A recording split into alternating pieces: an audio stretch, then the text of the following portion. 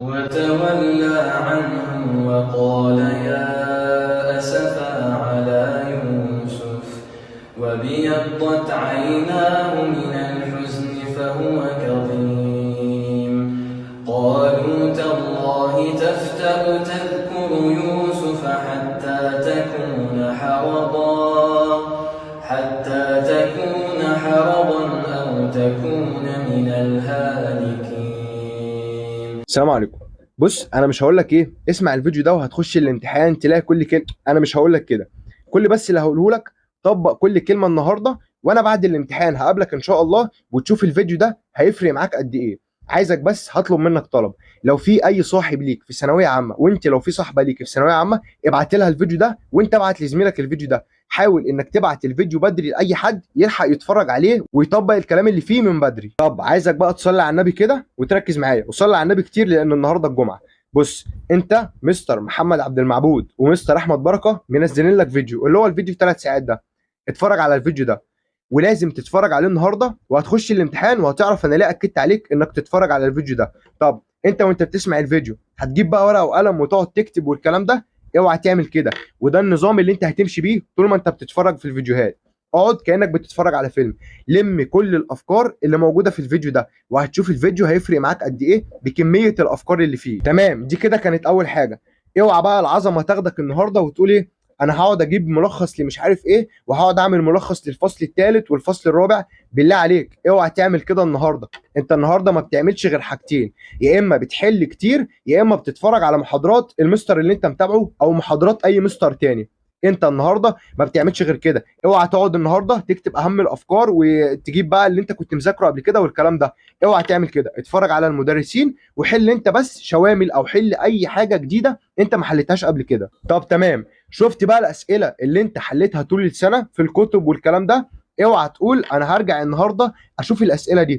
خد الاسئله دي كلها على بعضيها كده وامسكها ارميها. امال تحل ايه وتعمل ايه؟ يا تحل مع المدرسين وتحل فيديوهات المدرسين، يا اما تحل انت بنفسك امتحانات شوامل. طب بمناسبه الامتحانات الشوامل، حل من امتحان 2020 لامتحان 2023. طب يفضل تحلهم لوحدك ولا تحلهم مع المدرسين؟ حل مع المدرسين.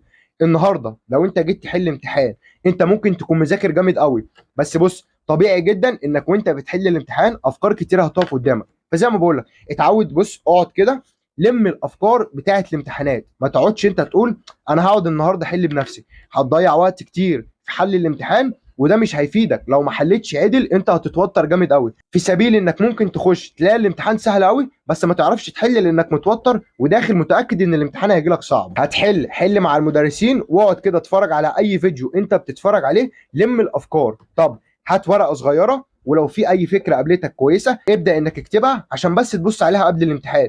انما ما تقعدش زي ما بقول لك تجيب ورق كده قدامك وتقعد تكتب النهارده كتير. انت النهارده بتحصل وبتحل. طب انا عايز بس اكد عليك وافكرك تاني، بدل ما تروح تشوف اسئله انت حليتها قبل كده، روح افتح فيديو فيه اسئله جديده بافكار جديده من اللي هي افكار ليالي الامتحان، واتفرج على الفيديو ده. خاصة فيديوهات مستر محمد عبد المعبود لو انت لسه ما اتفرجتش عليها. هتيجي مثلا ممكن تقول لي طب ما انا ممكن ما اتفرجتش على مستر عبد المعبود عشان انا مع مستر تاني ومش عارف ايه. طب الامتحان كله جه من دكتور كورولوس، يعني اسئله الامتحان كانت مقاربه جدا ليه.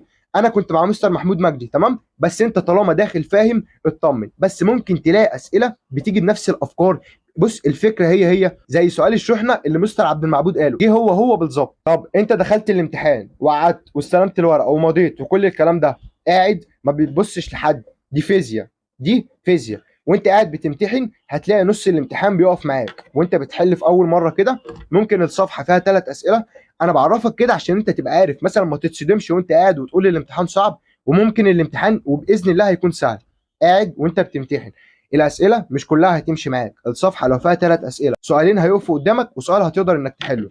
اول مره دي وانت بتمشي، حل الاسئله اللي تقابلك اللي انت عارفها كلها. يعني مثلا هنفترض ان هم 50 سؤال، تمام، حليت انت 25 في اول مره، يعني انت فضلت تمشي. ده طبعا بعد ما تكون بتفكر في كل سؤال. يعني اوعى السؤال يقابلك تشوفه تقول السؤال ده صعب، لا، حل الاول. لقيت السؤال بقى وقف قدامك، قعدت فكرت فيه ووقف قدامك، خش على اللي بعديه على طول. تمام، انت بقى فضلت ورقه ورقه حليت 25 من ال 50. ارجع المره الثانيه وانت بتحل دماغك هتكون اشتغلت في الامتحان. مثلا ال 25 بقى الباقيين دول تقدر تجيب منهم 15، هيتبقى في الاخر بص ما يقارب قيمه 5 اسئله. دول بقى اللي انت هتقعد كده بالراحه وتبدا تفكر فيهم وتكتب على الاله فالرقم يطلع غلط، تعيد الارقام من الاول فالرقم يطلع غلط. بص هتفضل كده لحد ما باذن الله هتطلع رقم صح. طب انت زي ما بقول لك استلمت الورقه وخلاص فتحت وبدات انك تحل، شفت السؤال اوعى تروح تشوف الاجابات.